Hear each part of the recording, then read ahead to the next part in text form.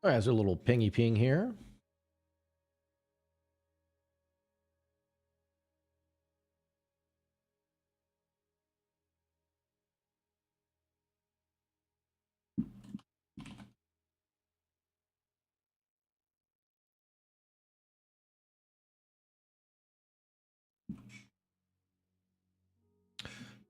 All right, let's see here.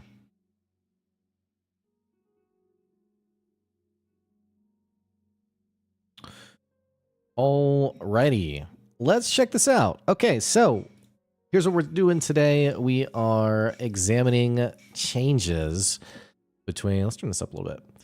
Examining changes between the new rule set for D&D, specifically looking at Paladin, Warlock, and Monk. These are, I don't really know anything about the new rule set. I followed it pretty closely whenever we were doing 1 D&D, like the first announcement, right? So all of the like rule set as it was changing, I was following it pretty generically. So I'm pretty green on a lot of this stuff. And like I said, a lot of this I don't really know anything about, such as like weapon masteries. Also, someone next door is like building a house or something. So if you hear that in the background, that's what it is. So anyway, I picked 3 classes to look at today: Warlock, Paladin, and Monk. And that is because they are 3 classes of players in my campaigns who have all asked me if they can use the new rule set. So I thought, okay, I should probably learn a little bit about this, I guess. So all that to say, if you're new to the channel, you never checked out the channel before, me and my best friend Will, we are the co-host of the Pixelist podcast, and we talk about a lot of things: D&D, Critical Role, Worlds Beyond Number, and so on and so forth. It's all on the channel. You can check that out. And then separately from that, I have 2 campaigns that I've been DMing for, one 3 years now, I think. And the other one, we just passed 1 year of that campaign as well. And they're both about 6 people. So anyway, let's dive into what's going on here. Let's start with Paladin. Paladin I know the best, probably, followed by Warlock. And then Monk I know pretty much nothing about. So I pulled up let's close this tab because we don't need it. I pulled up just like an easy comparison checklist that we can check out here in a little bit. But first things first, let's just start off looking at the Paladin. Now, old school Paladin, and here's I think what's really interesting is that some people, I'm actually curious what people think about this, because I've had some people in my campaign ask to use the legacy rule set, I guess, and then other people who've asked to use the new rule set. So I don't know if we're going to piecemeal this and have some people use the new stuff, some people use the old stuff, if we're all going to move. I don't really know. Old school, I say old school, legacy Paladin is pretty best described by Divine Smite, which you get at level 2. It's a pretty stereotypical Paladin turn to attack, and then once that attack hits, you can decide to Divine Smite, which uses a spell slot and does extra radiant damage based on the spell slot that you use. So it's not uncommon to see Paladins on a turn do like a wacky high damage attack for that turn. So, you know, some basic stuff here. I won't get into like the legacy stuff, but let's just dive into the new stuff. What's up, dude? Somebody's in here. This is Blair, I think. Oops, did not mean to do that. I server muted Blair on accident, but I just fixed it. So, anyway. Okay, so what are we doing here? Okay, Paladin. Let's look at this. So right off the bat, one thing I like about how the class is presented, legacy content-wise, if you're just a new player, I guess this is kind of cool stuff. One thing about D&D in general is that it's very crunchy. There's a lot of data, a lot of info. Ultimately, people play the class how they want to play the class, so I think the stuff, while interesting, is probably not that useful. I do love the new format of this stuff, how it just jumps straight into what their primary ability modifiers are, weapon proficiencies, all like the basic things you would need to know. But let's see what they've put on here. At level 1, gain all the traits in the core Paladin traits table. Okay, where's that?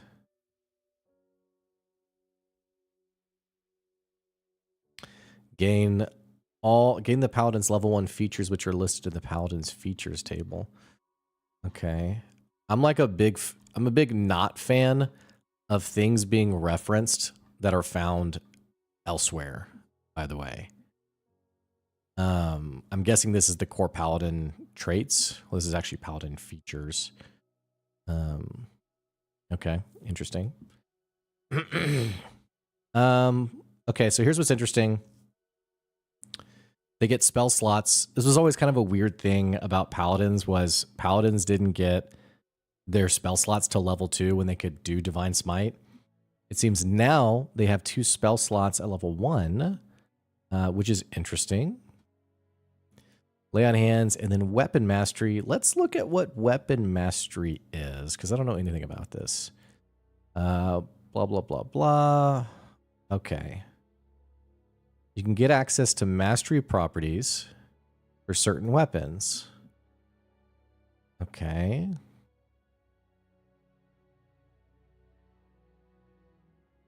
Interesting.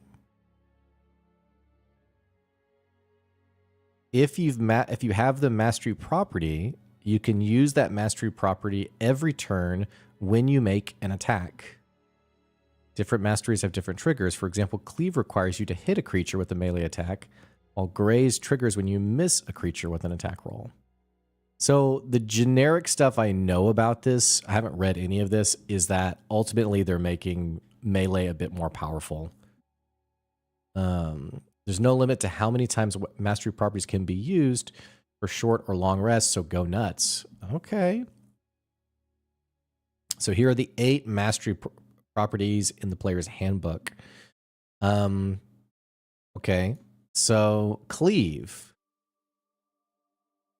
So you need a weapon with the Cleave property. Okay, so based on the weapon will tell you, okay, yeah, here we go. A great axe has the Cleave property. So does every weapon have a different property? Looks like it. Okay. Yeah, interesting. Okay. So every weapon has its own special property, it sounds like. With Cleave, if you hit a creature, you can make a second attack against a creature within 5 feet that's also within reach. When you hit with a second attack, you can roll your weapon's damage, but you don't add your ability modifier unless it's negative. So this is a little bit like dual wielding in a way, in that your second attack doesn't get to get the property, the attack modifier bonus. Okay. So if you hit it with the melee attack, you can make a second attack. Okay, so if I'm level 5, could I hit the first creature, cleave the second one, and then attack? I guess you can do it again after that, right? On your second extra attack? Since it says there's no... It doesn't say once per turn, right? There's no limit to how many times it can be used. You'll be able to use that mastery property every turn when you make an attack with the weapon. Oh, here we go. You can make this extra attack only once per turn. Okay. Still pretty strong. Graze, if you miss, you deal damage equal to the ability modifier used to make the roll. Okay. That one's interesting, I guess. Kind of chip damage, right?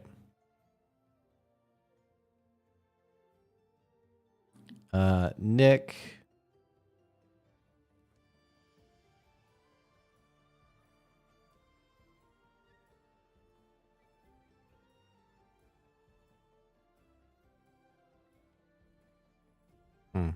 Okay. I feel like every campaign I play, I always have a rogue. Okay, good question. Limmy said, let's see. Here we go. Within 5 feet of the first. So it is a true cleave. Here's what's interesting, though, right?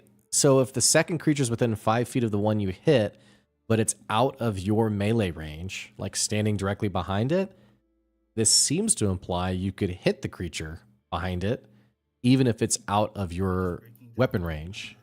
The features or guessing what's a good build. We're just breaking down the new features. Sorry, Blair. I think I had you muted on accident. No, you are so fine. Let me turn off streamer mode. I can't actually see people's names. Hello. Hello, fam. We're just checking this stuff out, you know? Okay. Yeah, I mainly like I said, clicked interested because I was like, ooh, Paladin, yes, please. All right, I'm going to deafen myself in here just so I can keep reading through this and not get too distracted. And then I'll check back to the chat here in a sec. Where were we? Okay, push. Okay, I kind of like that one.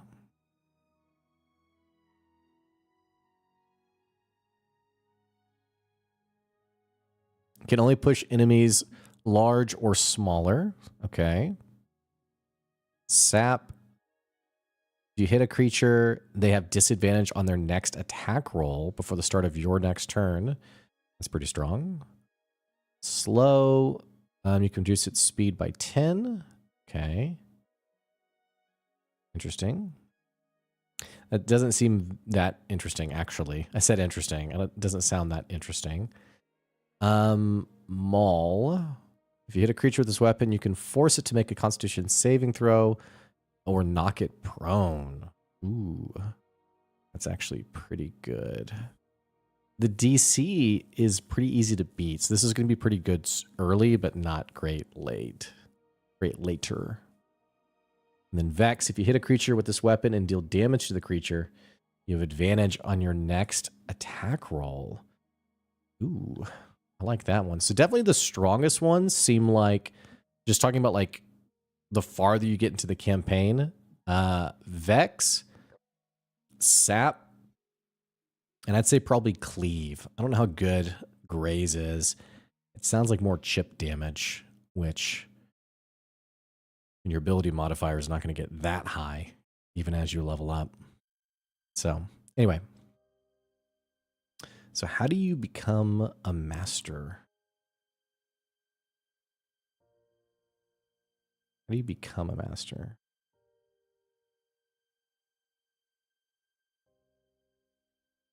I guess we'll come back to that and take a look. Actually, yeah. How do you... Oh, is it like a DM thing?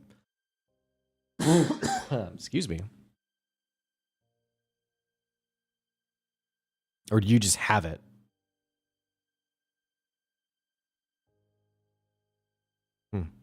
Guess we'll come back to that. Okay, so looking back at Paladins, you get Weapon Mastery and Spellcasting. I wonder if the fighting styles have changed at all for 5e or 5.5.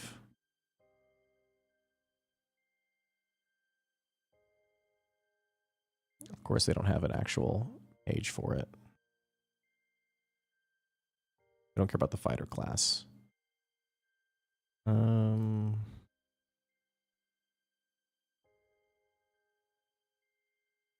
Dude, I can't type. Okay. This looks... This is 2014, 2014, 2014. I'm going to assume, since there's not an updated article, that it's just the old school.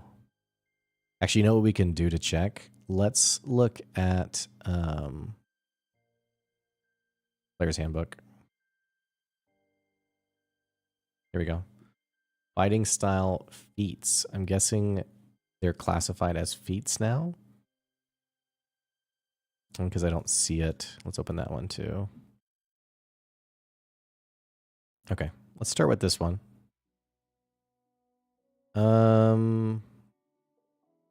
Line sight. That's interesting. Yeah, these are basically it though. I think interception is new. Maybe I just never used it before. Otherwise, a lot of these are pretty similar. These boons though. Interesting. Okay. Of course, this doesn't tell me how to unlock.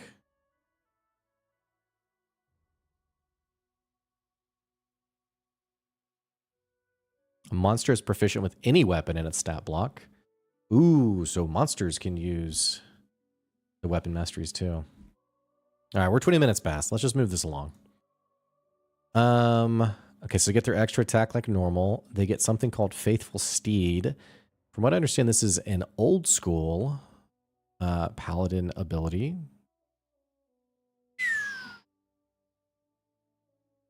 Oh man, why can't I just click?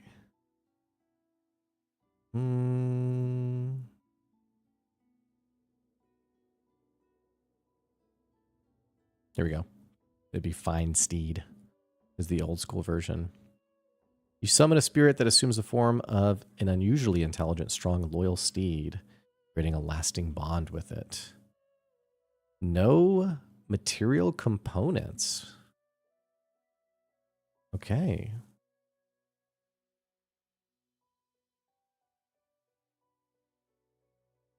All right, pretty cool. So level 5, you have your permanent horsey. I don't know if these auras have changed at all. Radiant strikes and abjure foes. Let's check that out. Is that something? Get out of here. Get out of here. Okay, yeah. Those are different. At level 11, level 9. This was improved divine smite. Let's look at this. Lay on hands looks normal. Poison condition. Did they remove the diseased effect from lay on hands? Yes. So you can no longer cure diseases with lay on hands.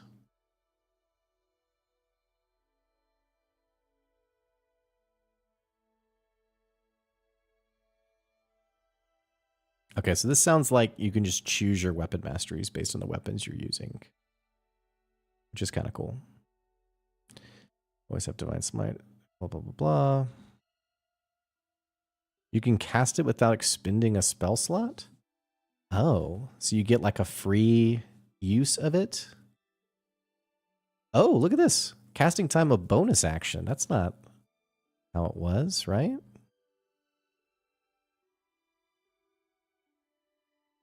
Yeah, I don't think it was a bonus action at all previously. Let's see. Of course, I can't just click on it.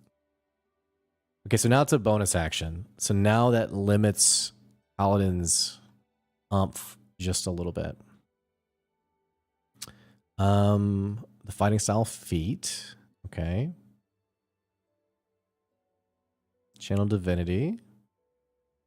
Okay, not much different there.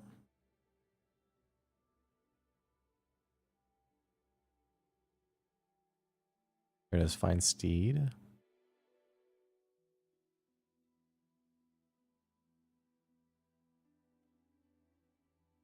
Okay.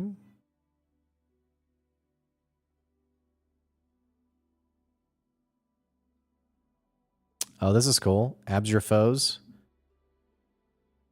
Number of creatures equal to your charisma modifier that you can see within 60 feet of yourself. Wisdom saving throw or are frightened. And if they are frightened, they can only move, take an action, or a bonus action. And I'm assuming also whatever is affected by frightened.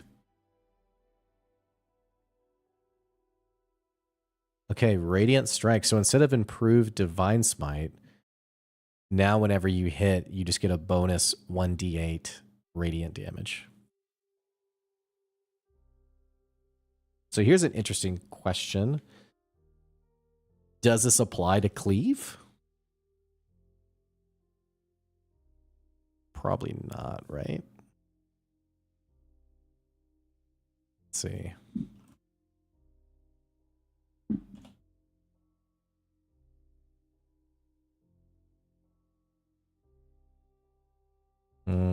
No.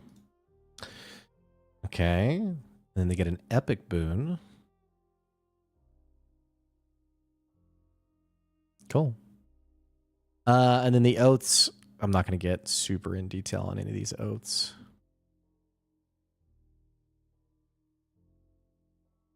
Okay. There's some interesting changes there. Divine Smite moving to bonus action. That's probably the biggest one. No. Okay, so Yiklong, Desmond Tay. No, cleave deals the damage without describing it as a hit, such as an attack roll. Oh, but you're removing it. So, hello. Is that true, or are you changing your mind? Because that would make sense to me. You're thinking of Grays. Ah, okay. So who knows then? That would be interesting on Radiant Strikes if it's the case. And no one's muted on Discord. I just had to deafen it for a second because I couldn't chat without hearing myself think for a second. Let's see here. Okay, and then for Steed, find Steed spell change to be cooler for Pallies, by the way. Okay. Okay. All right, so Paladins, you know, some good quality of life changes. Ultimately, they are, I want to say, net positive because of the weapon masteries. But losing the ability just to chain divine smites are not, that's a big hurt for Paladin. Cleve says the attack roll would hit the second target if AC is low enough, so I think it is true as an attack roll still. Okay. So Radiant Strikes could be crazy powerful then at level 11. I don't think our proficiencies have changed, have they? Starting at 9? No. 13.5? No. Those are all the same. Ooh, wait a second. No. Yeah, they're the same. Okay, let's move on from Paladin. Let's check out Warlock. Warlock, I haven't played myself in, it's been a while, probably a few years. I did have a Paladin Warlock multi-class, which I really enjoyed, but even looking at the legacy details, Mystic Arcanum, I don't even remember this at all, what this was. Old school though, we have our Charisma modifier. You have your Patron, you have your Pact Magic. One thing cool about Warlocks, you get your spell slots back on a short rest. You get your Eldritch Invocations, where you can modify your Eldritch Blast for this first one, and then these other random things that you can get. All cool things. Let's skip the details on these for now. Blah, blah, blah, blah. Okay, here we go. It's a 6th level spell from the world. I guess I never made it to level 11, so that's probably why I don't remember it. But these are basically free spells, essentially. Okay, let's look at the new version of Warlock. Once again, I like the format of this a lot more. Let's actually pull it up to here.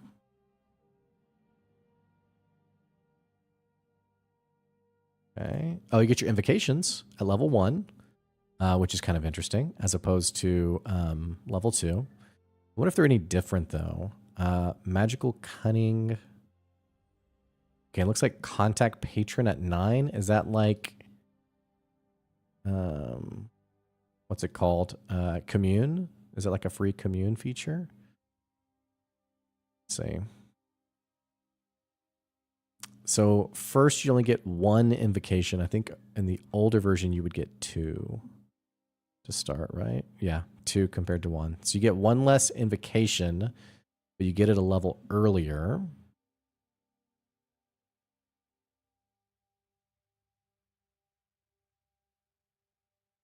When you get more levels, you get more invocations of your choice. Okay. Okay, so weaker at the start. No. That's not true. Explicitly stronger. 1 to start with, and then 3 at level 2. Compared to 3 at 5. Okay, wow. And then 5 at 3. It's the repackaged, improved Divine Smite. Negligible difference. Okay, that makes sense. So Warlock, much stronger early. You get more invocations early. Is the list any less, though? I'm guessing not. No, these all look the same. Okay. And then...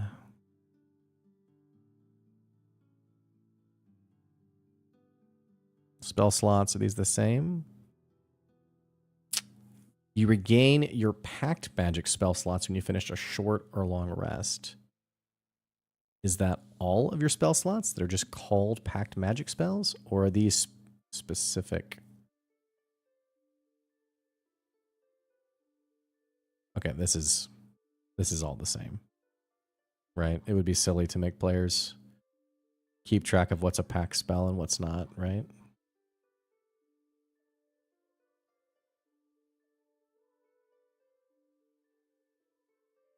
I mean, surely, right?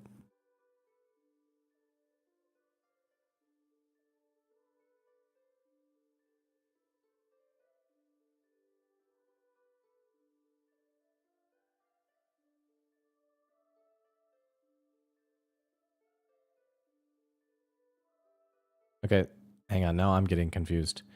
When you're level 5 Warlock, you have 2 level 3 spell slots. To cast the level 1 Switch Bolt, you must spend one of those slots, and you cast it at level 3. Okay, so hang on a second. I think this is a detail I forgot. I don't think this is actually new for Warlock, or is it? I'm just forgetting how Warlock was played. Yeah. The slot level of your... Ah, okay. Spells over level 5. Let's do this too. Let's create a character. Just do a quick build.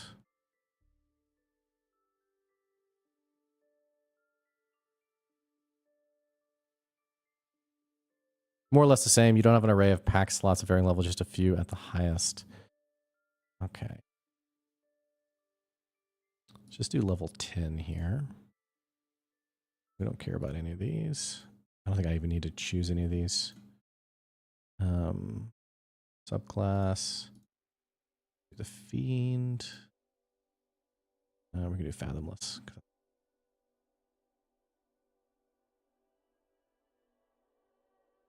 All right, let's look here.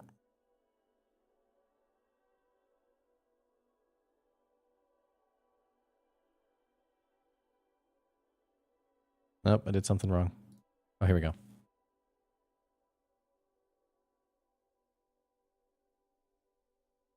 These are your cantrips. Okay. Just grab some random spells.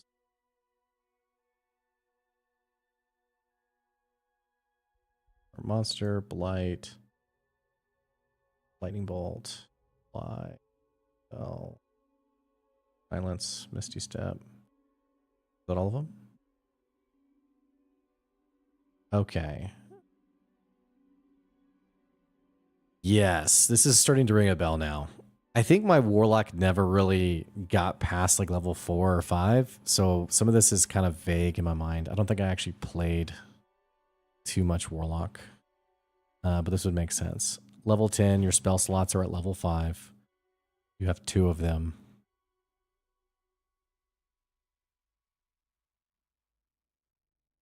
What am I doing here? Here we go, yeah. Okay. This makes total sense then. Okay. And then as you level up, you get your Mystic Arcanums.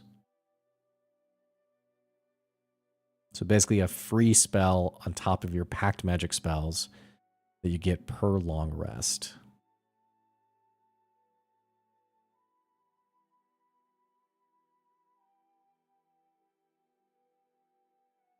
Okay, that's pretty cool. Warlock's just a fun class, honestly. Okay, pretty much everything I'm discovering, Yik Longte has already written it in the chat. Then Mystic Arcanum. Yes, got it. Magical Cunning. You can perform an esoteric rite for 1 minute. At the end of it, you gain a pack magic spell slot, but no more than a number equal to half your maximum. Couldn't really do it in combat. 1 minute's an eternity. Be 10 rounds, right? But this is a very nice. This seems very powerful. Was this something? I don't think so. I think this is new. So if I'm a warlock, I can burn my packed magic spell slots. Gosh, warlocks are fun. I can burn my packed magic spell slots, do my magical cunning, get them back, burn them again, short rest, get them back a third time, assuming it still works like that with short rests.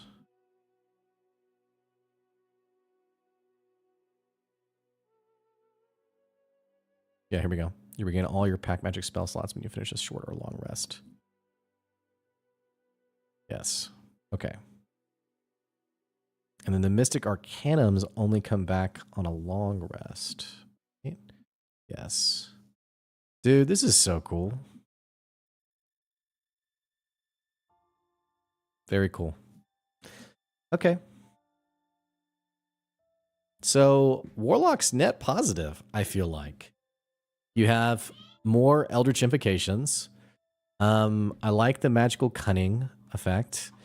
Other than that, not really any changes that I notice. Let's see if the spell slots... I mean, it's 2 all the way to level 11. Okay, that's the same there. And then the level of it, level 5. Oh, is that all the way through? Ah. Oh, no, I'm looking at invocations. No. Where are we? Spell slots. Ooh, okay. No, I keep looking at the wrong thing. Slot level, 5th. Okay, that's the same. Spell slots, 2 and 3. 2 and 3. Okay, that's the same too. Okay.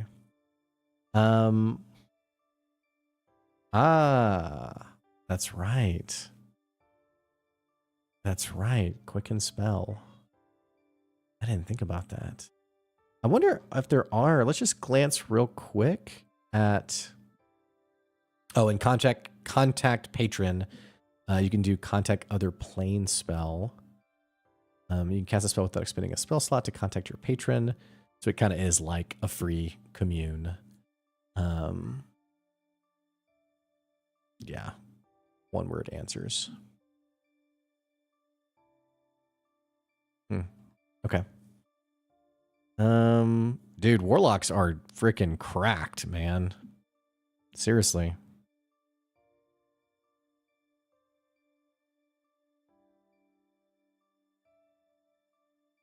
Especially since you get more invocations early on. You know? That's pretty good. Pretty good. Okay, cool. No, you're good. All right, let's check out the class I know the least about, and yet I feel like I always have a monk in one of my campaigns. And I know just enough to know how it's played, but then every now and then my players will do a turn where they're like, and then I'm going to do this. And I'm like, can you do that? And they're like, oh, yeah. So definitely I leave it to the monk players to pull one over me. So it doesn't look like, have their key points changed? Okay, looks like they're called focus points now. That's like the first thing that I noticed is focus points instead of key points. And it doesn't look like the total has changed. Looks like you get 1 per level, just like before.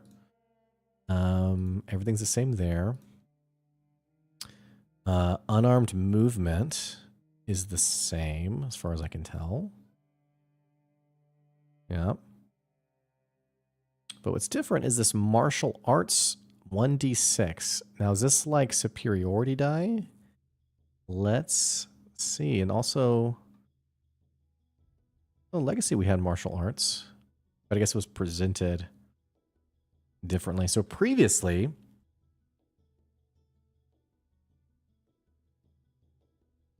can use dexterity instead of strength. You can roll a d4 in place of normal damage for an unarmed strike. And it grows. Okay, so it actually was on here. I must have just not seen it. Oh, it's right here. 1d6. Okay. But it starts at 1d6 instead of 1d4. Does it grow to the same amount? And it goes all the way up to 1d12.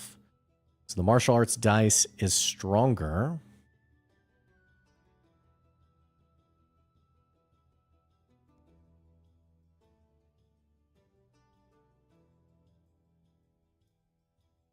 You can make an unarmed strike as a bonus action. And you can choose any of these effects. Damage, grapple, or shove. Okay, your martial arts die. You can roll 1d6 in place of the normal damage of your unarmed strike or monk weapons. This die changes. Ah, okay. So it's cool how those two things go together. You can use your dexterity modifier instead of your strength modifier. And same with grapple or shove. You can use your dex modifier instead of strength to determine the save DC. Okay, and is this new for like grapple, for example, where it's a saving throw? Because I feel like old school or 2014 that it was an opposed strength check for grapple. But here we have a DC 8 plus your strength modifier and your proficiency bonus. So that makes sense. And then same thing for shove. 8 plus your strength modifier and your proficiency bonus. And then if you do damage, grapple was a check. Okay, I thought so. Okay, so they've changed that over to a DC. And monks can use dex instead of strength. For damage, your bonus to the roll equals your strength modifier, which would be dex for a monk, plus your proficiency bonus. Okay, so nothing new there. And it's bludgeoning damage equal to 1 plus your strength modifier or dex for a monk. It was a contested check. Okay, great. Indrid Cold, by the way. This reminds me of, what's that movie? The Mothman Prophecies with what's Richard Gere, you know? Good movie, by the way. Great movie. Movie I saw when I was a lot younger, and it's one of those things where you see it and then years later you find out if people actually liked it or not, but you're like, but I liked it. Good movie, great actors. I really enjoyed it. Anyway, random. Okay, let's keep reading here. They have their focus points instead of key points.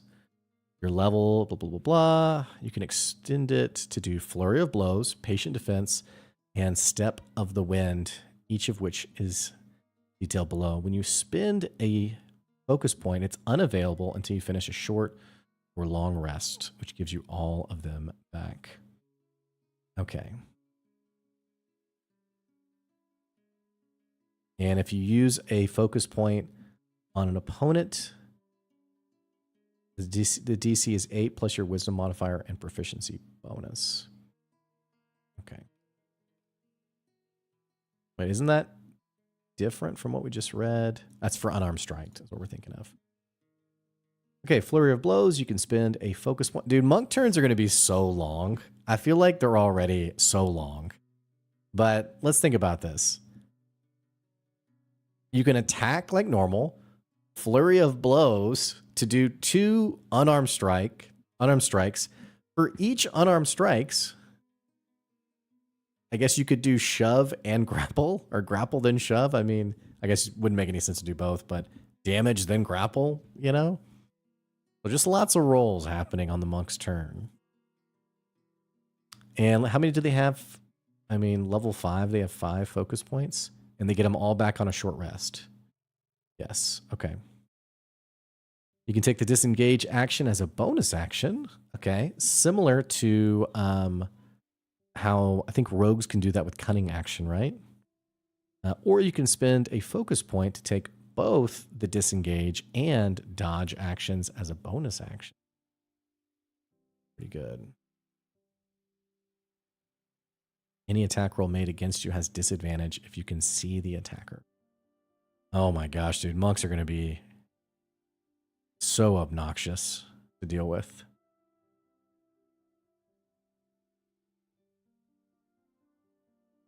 And then are you limited? Are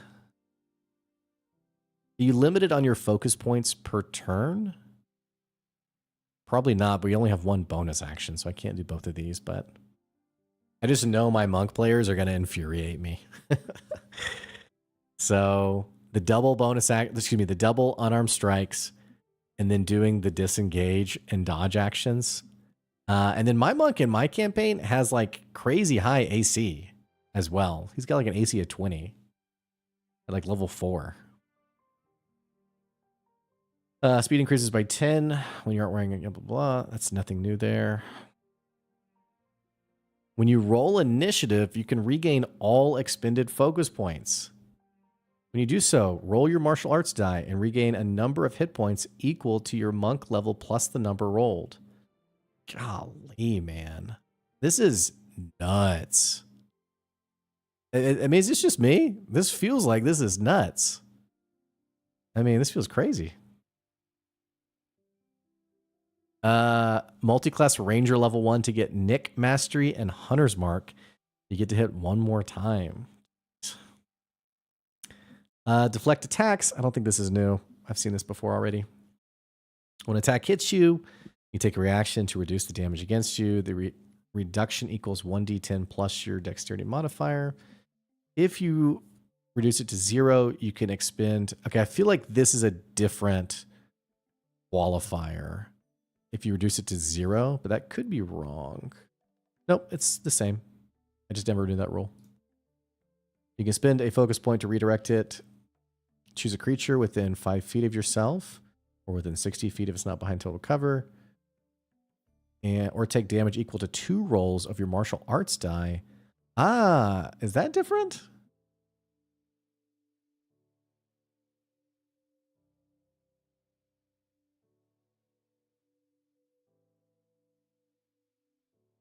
Yeah, okay.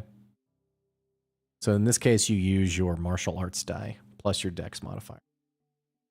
Dude, monks are going to be so clunky. Yiglongte, martial arts die also override the small weapon die of light weapons too. Ah. That's a good point.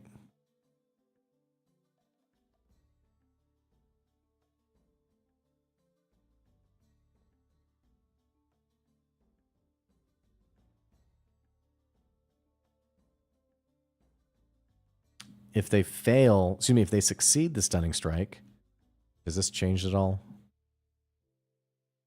No. On a successful save, their speed's reduced by half, and the next attack roll made against them has advantage. Oh, that's new.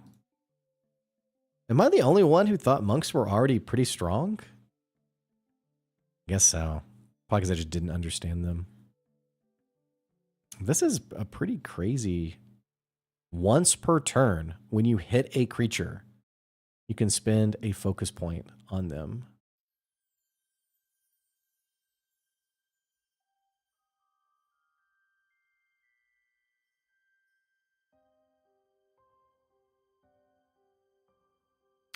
When you're subjected to an effect that allows you to make a dexterity saving throw to take only half damage, you instead take no damage if you succeed on the saving throw and only half if you fail. And this is just permanent. I feel like the rogue version, Uncanny Dodge, is like once per long rest. This is just as many times as you need it, huh? Yeah, Stunning Strike is crazy. It gives the next attack against that creature advantage.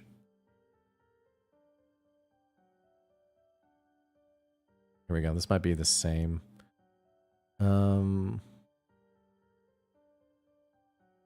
Okay, this is actually the same. Jeez, what level are they getting these? Stunning Strike is at level 5. Oh my gosh. Bro, monks are gonna be cracked. Jeez. I can't believe that.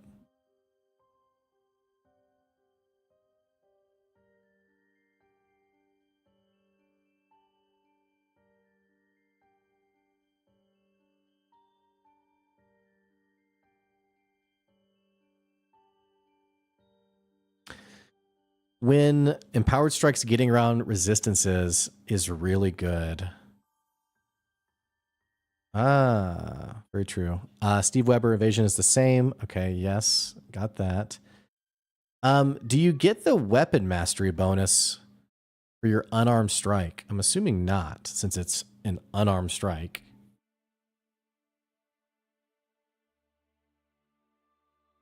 But it does say you get these benefits when wielding monk weapons, which would be simple melee weapons or weapon with a light property. So do monks get the weapon mastery bonuses for all 3 of their attacks? Monks don't get masteries either. Okay. Okay, I feel a little bit better about it then. I was like, dude, monks are insane. Okay. So no weapon masteries for monks. That makes a lot more sense. That's good.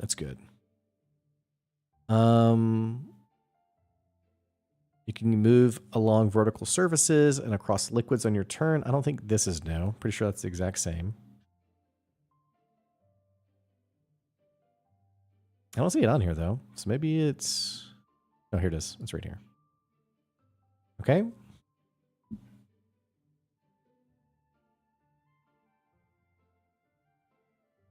What is DPR progression, by the way?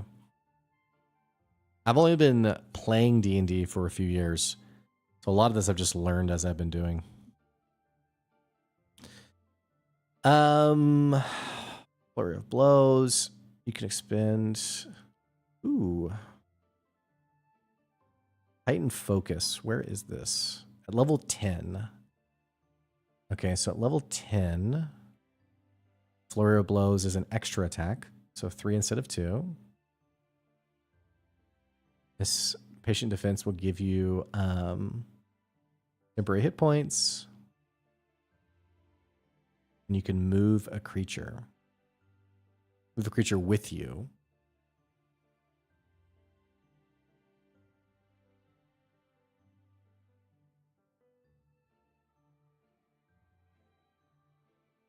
Jeez. I think that one was already in it. Maybe not. Immune to disease and poison. Looks like that's gone. Keep reading here.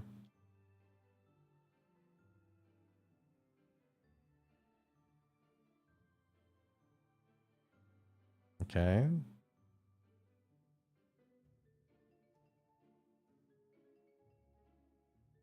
Wow.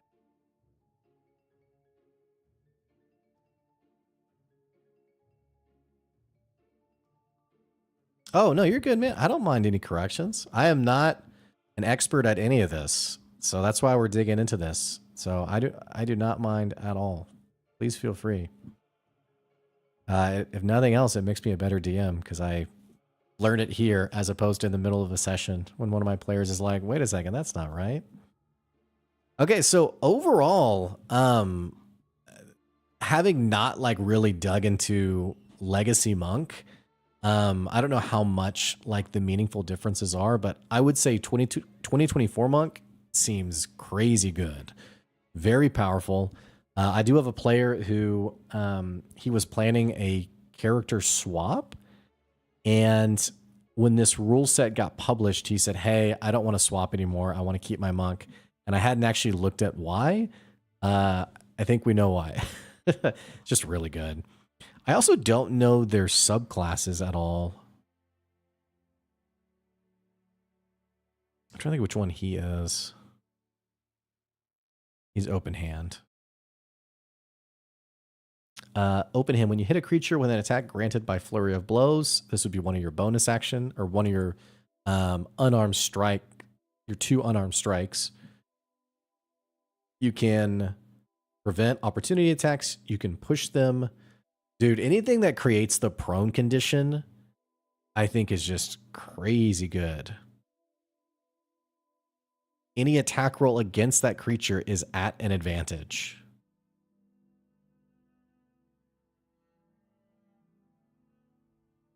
Well, melee attacks. What's the answer for, you know, the parties fighting against the big bad or like a legendary creature, and you have a monk who's just consistently trying to do the prone condition? Because look, there's no roll here. When you hit them with the flurry of blows attack, you can make them... Oh, no, it's right here. I literally can't read. It's literally the start of the sentence. They must succeed on a dexterity saving throw. Okay, so legendary resistance, what have you. Okay, never mind. Yeah, the monk glow up is really good, for sure.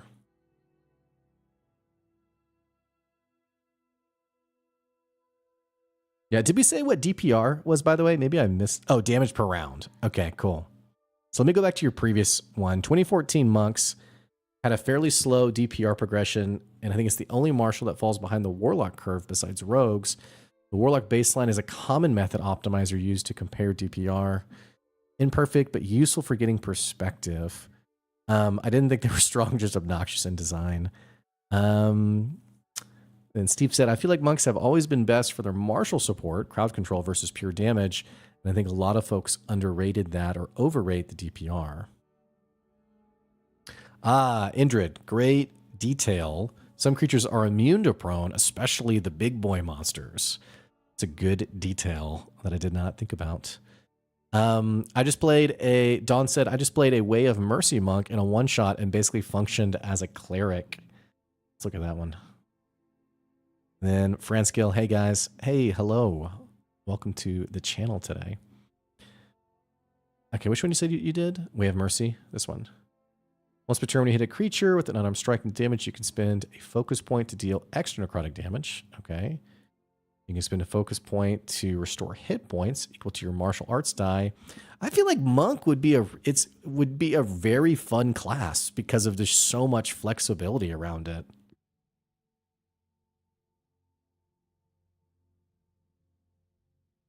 When you use Flurry of Blows, you can replace each of the unarmed strikes with a use of Hand of Healing without spending focus points for the healing. Very cool.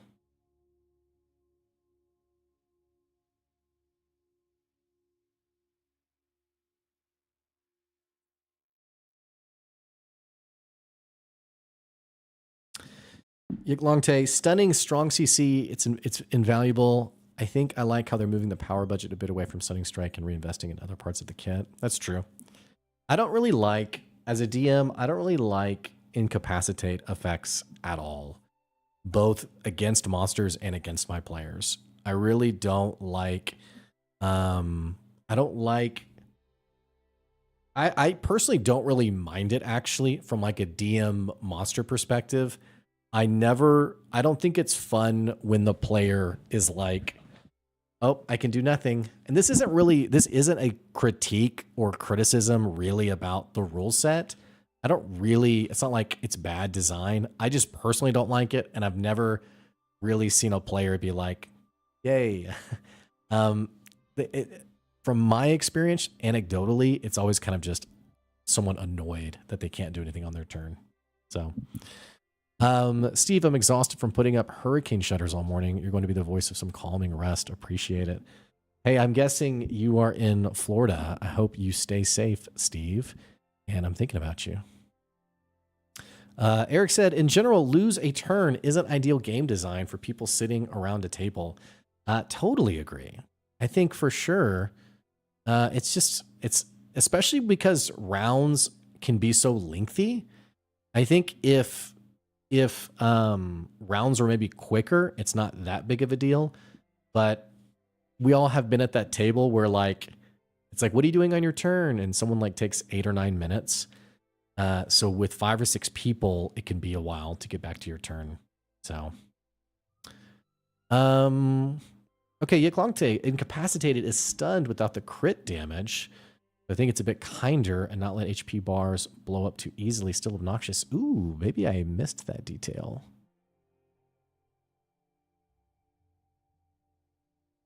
Okay. Okay. I did miss that detail. I still don't like it, but it's at least not as punishing as I was thinking it could be. So, anyway. And then now let's just look at these comparison charts here. This website is Dungeons and Dragons fan. Don't know anything about it. I literally just Googled it. Some of these details are just, I'm not going to read them. This uncanny metabolism is really good. Once per long rest, regain all focus points when you roll initiative. This change of a successful save, making the next attack at advantage. Empowered strike for force damage instead of bludgeoning. Pretty strong. We read the rest of those. Let's look back at Warlock. Level 1. Pact boons are now invocations. Can select one at level 1. No longer limited to just one as you level up. Ooh. I think I missed that.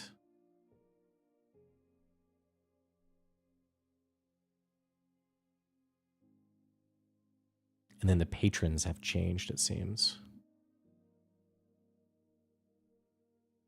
Okay. Then Paladin.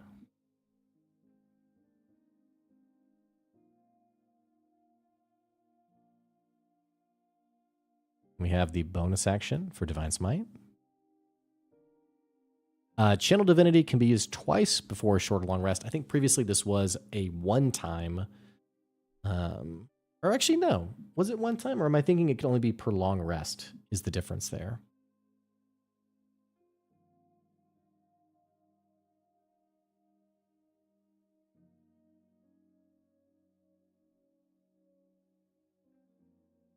This is new. Abjure Foes. Radiant Strikes, previously improved Divine Smite. Okay. Okay, cool. Well, no nerfs, it really seems like. I do have a session tonight. Big combat session tonight with a Warlock, Paladin, and Monk. So we got some details to work out. But anyway, right now I'm painting floor tiles. Grab one for you. The camera can really show it well. These are just like wooden floor tiles that started off as just black tiles. So I'm kind of happy with how they turned out. No, they're not bad.